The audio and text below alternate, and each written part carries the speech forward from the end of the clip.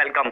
तो बेटा आपके लिए हम न्यूट्रॉन बैच में क्या नया लेकर के आ रहे हैं, ठीक है। न्यूट्रॉन क्या, हम सभी बैच में, ठीक है। तो हम कोशिश करेंगे कि जो कॉम्प्लेक्स कंसेप्ट हैं उनको और सिंपल फॉर्म में कन्वर्ट करने के लिए, तो इसके लिए हम 3D एनिमेटेड डायग्राम के थ्रू आपके कॉम्प्लेक्स वाले कंसेप्ट को सिंपल कंसेप्ट में कन्वर्ट करेंगे, ठीक है। चाहे वो फिजिक्स के हो, केमिस्ट्री के हो, जियोलॉजी के हो, बॉटनी के हो या मैथ्स के हो, ठीक है। तो इस टेक्निक को हम हर जगह यूज करेंगे जिससे कि आपके हर कंसेप्ट ब्रेन में एकदम सेट हो जाए, मींस बीएमएस हो जाए, ठीक है। तो इसके लिए हम एक कंसेप्ट लेकर के आए, व्हाट इज रेस्पिरेशन। तो रेस्पिरेशन के केस में आप जानते हो एटमॉस्फेरिक एयर का लंग्स में एंटर करना और लंग्स की एयर का एटमॉस्फेयर में बाहर आना, ठीक है, इसको बोलते हैं हम ब्रीथिंग।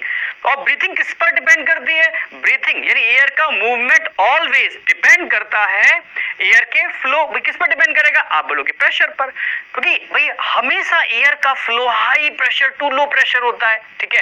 एटमॉस्फेयर प्रेशर को तो हम चेंज नहीं कर सकते, बट हम अपना थोरेसिक चैम्बर जिसके अंदर लंग्स होते हैं उसके प्रेशर को तो चेंज कर सकते हैं ना, ठीक है। अच्छा, उसके प्रेशर को चेंज कैसे कर सकते हैं? उसके प्रेशर को चेंज करने के लिए आपको भाई जिस चैम्बर के अंदर लंग्स होते हैं उस चैम्बर के वॉल्यूम को इंक्रीज और डिक्रीज करना है।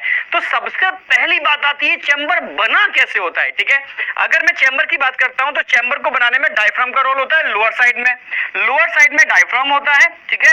और रिब्स होते हैं लेटरल साइड में, उनके बीच में क्या होते हैं? आप बोलोगे इंटरकोस्टल मसल्स, क्लियर बिल्कुल।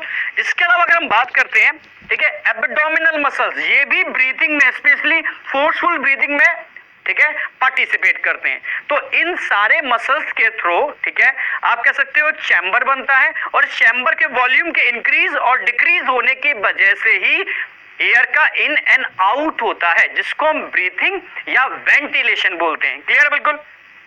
तो सबसे पहले हम बात करेंगे इंस्पायरेशन, ठीक है।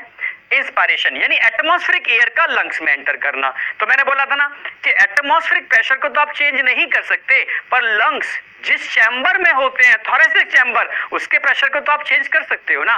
सर कैसे कर सकते हैं? बस वॉल्यूम को इंक्रीज करोगे प्रेशर डिक्रीज होगा, वॉल्यूम को डिक्रीज करोगे प्रेशर इंक्रीज होगा, क्लियर बिल्कुल। यानी सारा खेल वॉल्यूम का है और वॉल्यूम को इंक्रीज और डिक्रीज करना किस पर डिपेंड करता है? आप बोलोगे contraction and relaxation of diaphragm muscles and intercostal muscles, clear बिल्कुल। तो हम यही बात करेंगे बेटा कि जब वॉल्यूम को हम इंक्रीज करते हैं तो प्रेशर डिक्रीज होता है, वॉल्यूम को इंक्रीज करते हैं pressure decrease, volume increase pressure decrease, clear बिल्कुल। जब प्रेशर डिक्रीज होता है ऑटोमेटिकली एटमॉस्फेरिक एयर एंटर करती है लंग्स में, इसी को बोलते हैं इंस्पायरेशन, ठीक है। अगर हम बात करते हैं एक्सपायरेशन की, एक्सपायरेशन की, तो एक्सपायरेशन में क्या होगा? Volume decrease pressure increase, volume decrease pressure increase, volume decrease pressure increase. तो प्रेशर जब अंदर इंक्रीज होगा ऑटोमेटिकली लंग्स का जो एयर है वो कहां जाएगा? एटमॉस्फेयर में, इसी को हम एक्सपायरेशन बोलते हैं।